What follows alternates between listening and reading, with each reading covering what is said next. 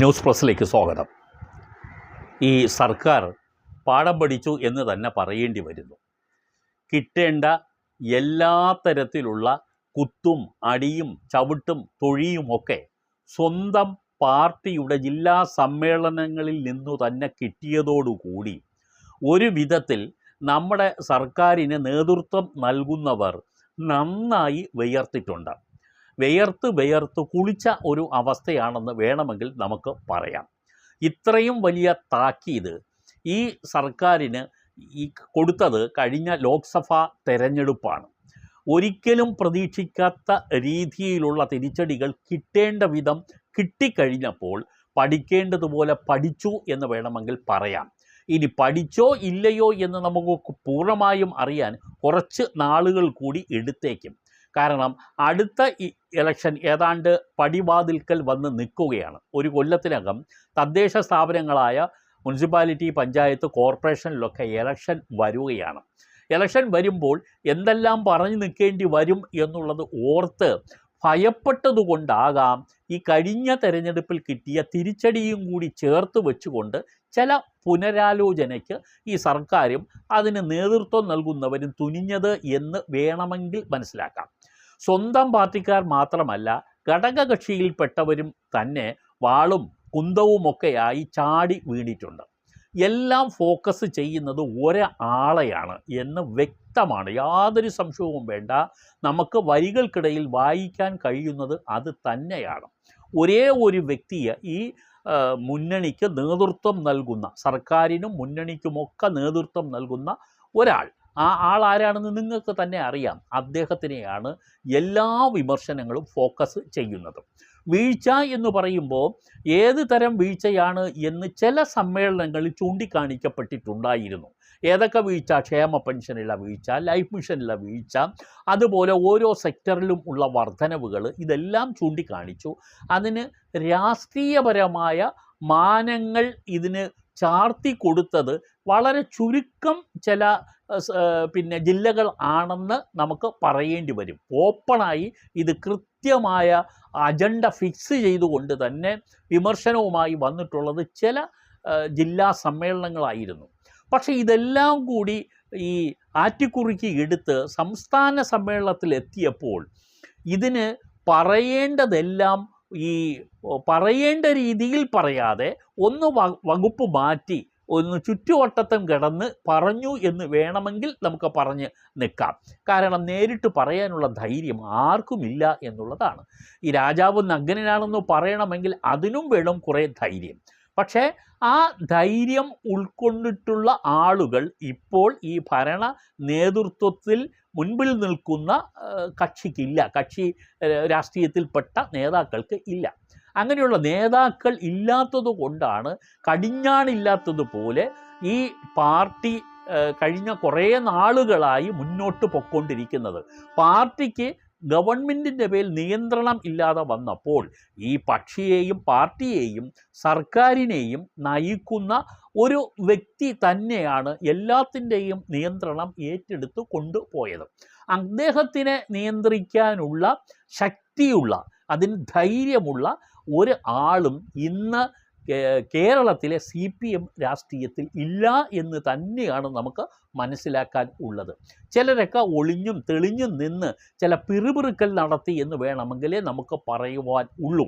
അത് കുറച്ചുകൂടി കടത്തി പറയാൻ തയ്യാറായ രണ്ട് പ്രധാനപ്പെട്ട ആളുകൾ ഈ കഴിഞ്ഞ തെരഞ്ഞെടുപ്പിൽ തോറ്റ ആളുകളുമായിരുന്നു. അവരെല്ലാം മത്സരിച്ചു, തോറ്റ് തുന്നം പാടിയപ്പോൾ അവരൊക്കെ ഒരു നിവൃത്തിയുമില്ലാതെ ചിലതൊക്കെ അങ്ങും ഇങ്ങും നിന്ന് പറഞ്ഞു എന്നുള്ളതാണ്. പിന്നെ ഒരു ബുദ്ധിജീവി കൂടി അല്പം കടത്തി പറഞ്ഞു. അദ്ദേഹം മത്സരിക്കാനൊന്നും ഇല്ലായിരുന്നു, പക്ഷേ പറയാൻ അദ്ദേഹം മുമ്പിൽ വന്നു. അതൊരു ബുദ്ധിജീവിയാണ്, പാർട്ടിയിലെ ഒരു ബുദ്ധിജീവിയായ ഒരാൾ അത് കുറച്ചുകൂടി കടത്തി പറഞ്ഞു എന്ന് വേണമെങ്കിൽ നമുക്ക് കരുതാം. പക്ഷേ ഒരു കാര്യം പറയാതിരിക്കാൻ വയ്യ, ഇവിടെ BJP എന്ന് പറയുന്ന കക്ഷിയെ ഒരു സ്പേസ് ഇവിടെ ഉണ്ടാക്കി കൊടുക്കുന്നതിൽ CPMൽ തന്നെ ചില ആളുകൾക്ക് പങ്കുണ്ടെന്ന് പറയാതെ വയ്യ.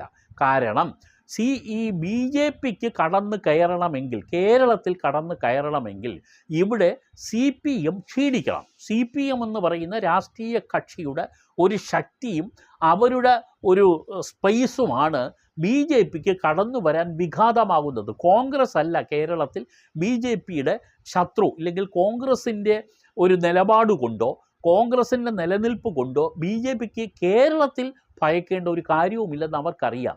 പക്ഷേ അവർക്ക് കടന്നു കയറണമെങ്കിൽ സി പി എം ക്ഷയിക്കണം.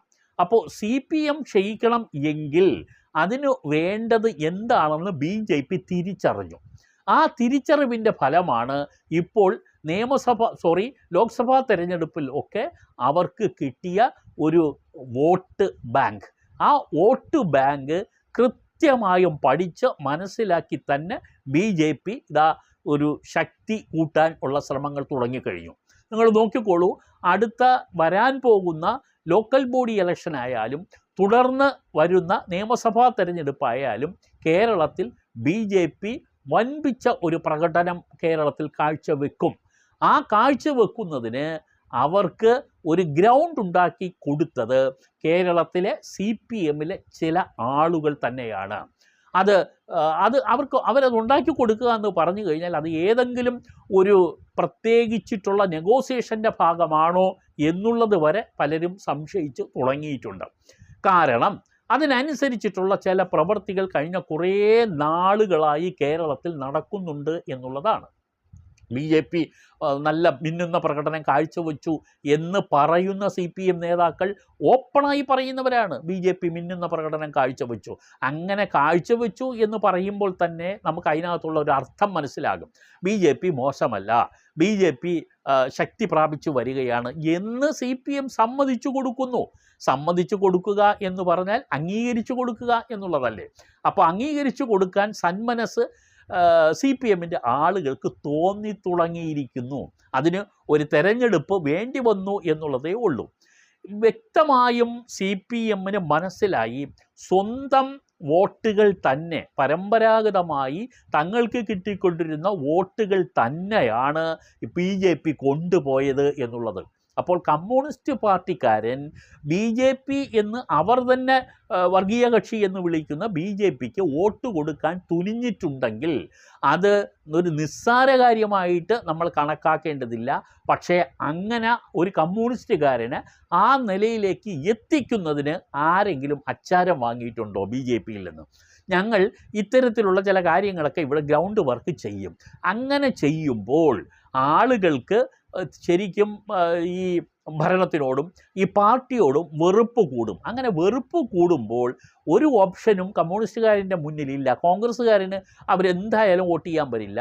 അപ്പോൾ അങ്ങനെ വരുമ്പോൾ കിടന്നോട്ടെ ബി ജെ പിക്ക് എന്ന് പറഞ്ഞ് വോട്ട് ചെയ്തേക്കാം എന്ന ഊഹത്തിൻ്റെ അടിസ്ഥാനത്തിൽ ഇത് നടന്നോ എന്ന് വേണമെങ്കിൽ നമുക്ക് സംശയിക്കാം. ക്ഷേമ പെൻഷനോ ലൈഫ് പെൻഷനോ ഒക്കെ ഗവൺമെൻറ്റിന് വിരുദ്ധ വികാരങ്ങളായി പരിണമിച്ചിട്ടുണ്ട്, ഇല്ല എന്ന് പറയുന്നില്ല. പക്ഷെ അതിനപ്പുറമുള്ള ഒരു രാഷ്ട്രീയ മാനം കൂടി ഇത്തരത്തിൽ വോട്ട് മാറിക്കുത്തുന്നതിന് ഇടയാക്കിയിട്ടുണ്ട്. അതിനാണ് രഹസ്യമായിട്ടെങ്കിലും ചില ആളുകൾ ഇപ്പോൾ രാഷ്ട്രീയ നിരീക്ഷകരുൾപ്പെടെ സംശയിക്കുന്നത് ബി ജെ പിക്ക് വേണ്ടി സി പി എം ആരാണ് എന്ന് ഞാൻ പറയുന്നില്ല, ആരെങ്കിലുമൊക്കെ അച്ചാരം വാങ്ങിയിട്ടുണ്ടോ എന്നുള്ളതാണ്.